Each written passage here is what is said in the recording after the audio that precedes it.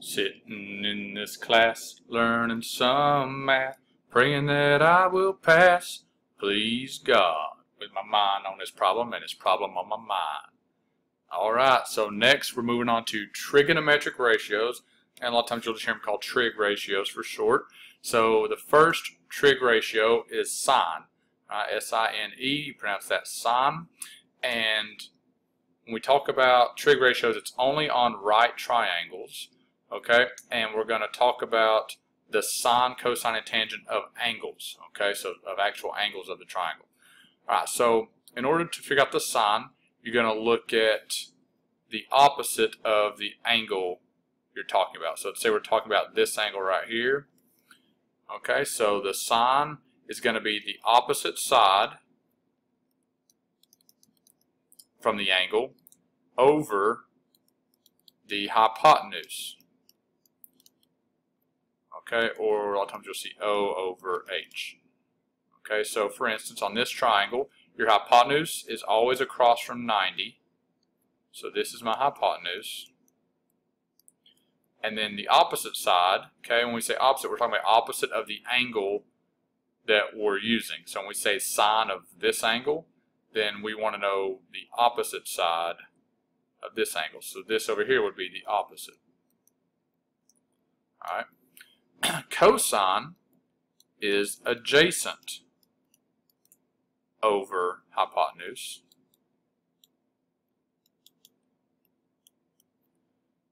Or you'll see A over H. Okay, so same thing. The hypotenuse is across from 90. Adjacent, though, is the side that is next to your angle or beside your angle. So this is the adjacent side over here. Okay, so it's always good to identify the hypotenuse first, the one across from 90. Pick out the angle you're looking at, and the side across from it is your opposite side. All right, and then the only one left over is adjacent. Okay, so tangent is opposite over the adjacent side. Okay, so it's O over A. All right, so this one you would just use the opposite side of the angle over the adjacent side of the angle.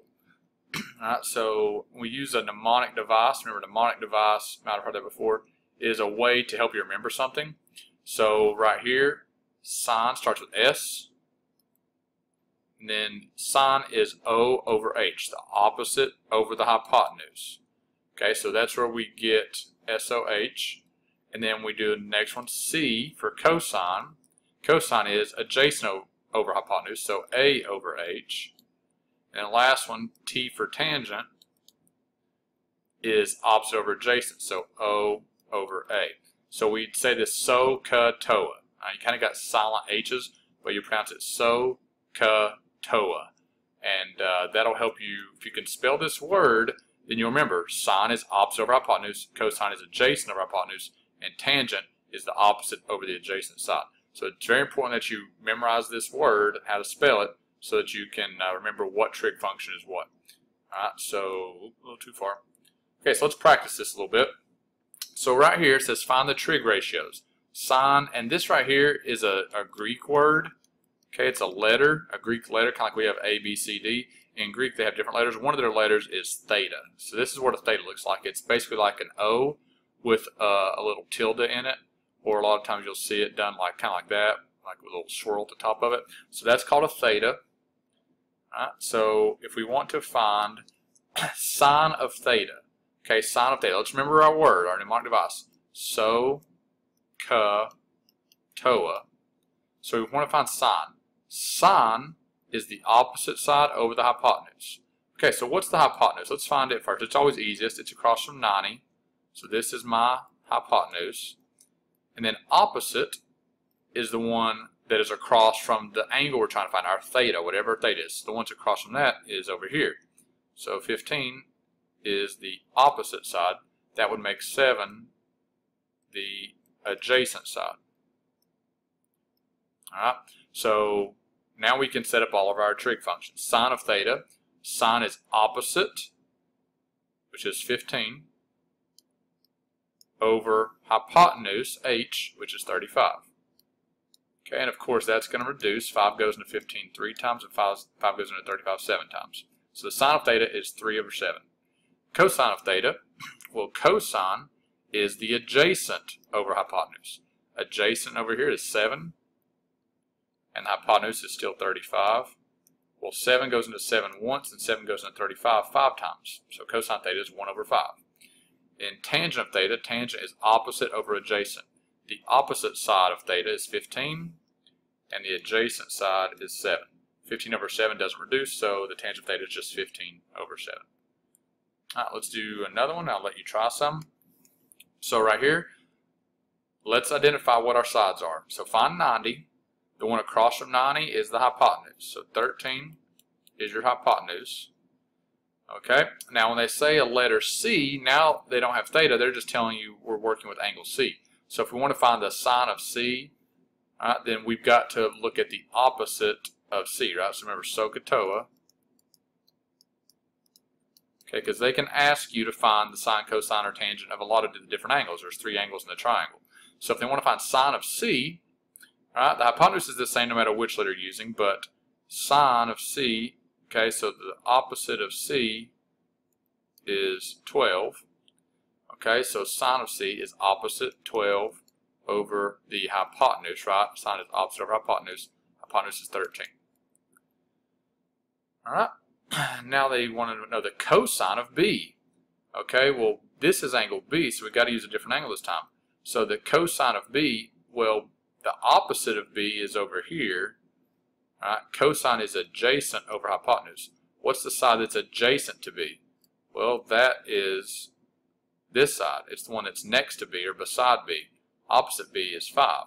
Okay, so since we switched the letter, now opposite is the other side, right? We're not doing C anymore, we're doing angle B. So the opposite of B is 5, it's not 12. So it depends on which angle they're telling you. Cosine of B then is 12 over hypotenuse 13 also. Alright, now tangent of B, so tangent is the opposite over the adjacent. What's the opposite of B? 5 over the adjacent of B, 12. All right, then cosine of C. So now we're doing C again, but cosine is opposite, and 5 right here is adjacent for C. All right, it's opposite for B, but adjacent for C. So cosine of C is adjacent, which is 5, over the hypotenuse, which is still 13. Now tangent of C, tangent is opposite over adjacent. The opposite of C is 12, and the adjacent of C is 5. So the tangent of C is 12 over 5. Alright, so now I'm going to pause it, and you guys see if you can figure out tangent of A and sine of B.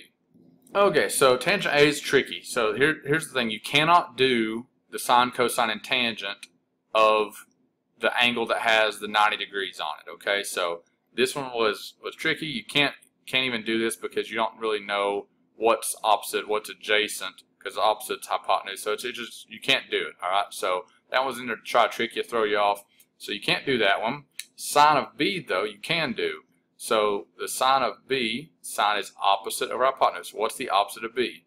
Opposite of B is 5, and your hypotenuse is 13. So it's 5 over 13. All right, so now I hope we've got the hang of that. So let's look real quick at something called trig inverses.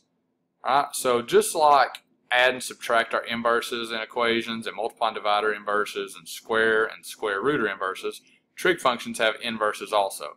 So right here, this is the inverse of sine. It says sine raised to the -1. You'll see these on your calculator on the sine, cosine, and tangent buttons, but you have to hit the blue button first. Cosine, inverse tangent. All right, so these are going to be the opposites for your trig functions. They're going to cancel out the trig functions. Okay, but here's the thing. You have to make sure the calculator is in degrees and not radians. So in order to change that, you're going to hit the mode button. Okay, so go to mode. And then you'll have to go down to where it says radians and degrees. Okay, and if you have a box around radians, you'll need to go over to degrees and hit enter. Okay, hit enter, and it'll put the box around degrees. Once you've got the box around degrees, you can quit out and go back to the main screen. Now your calculator is set in degrees, not radians, okay? And the box shouldn't be on radians anymore. All right, so this is just going to make sure your answer is coming out to you in degrees when you do these. All right, so next we're going to use this right here. So find the value of x in degrees. Well, if we're given cosine of x, we want to solve for x, so we've got to do the opposite of cosine. So to each side, we're going to do the inverse cosine function. All right, so over here, we'll do the inverse cosine of square root of 3 over 2. So essentially, what you're going to type in your calculator, you're going to hit the inverse cosine button, and then in parentheses, you're going to put the square root of 3 over 2. And whenever you do this, you should be 30 degrees. All right, whenever you type that in, it should pop out and give you 30 degrees. All right, so now if we do the sine of x, in order to cancel out the sine, we've got to do the inverse sine function. That's going to leave x. And then whenever you type in the sine, the inverse sine of x, or sorry, the inverse sine of 1/2, you should get 30 degrees also. All right. And then last one, the tangent of x. So we'd have to do the inverse tangent function to both sides. So x is going to equal the inverse tangent of 1. And whenever you do the inverse tangent of 1, you should get 45 degrees. All right. Okay, so let's let you guys try the ones down here at the bottom and practice those a little bit. Go ahead and pause the video and give them a try. All right, so on number 1, you do the inverse tangent of square root of 3 and get 60. On number 2, you do the inverse cosine of 1/2 and get 60.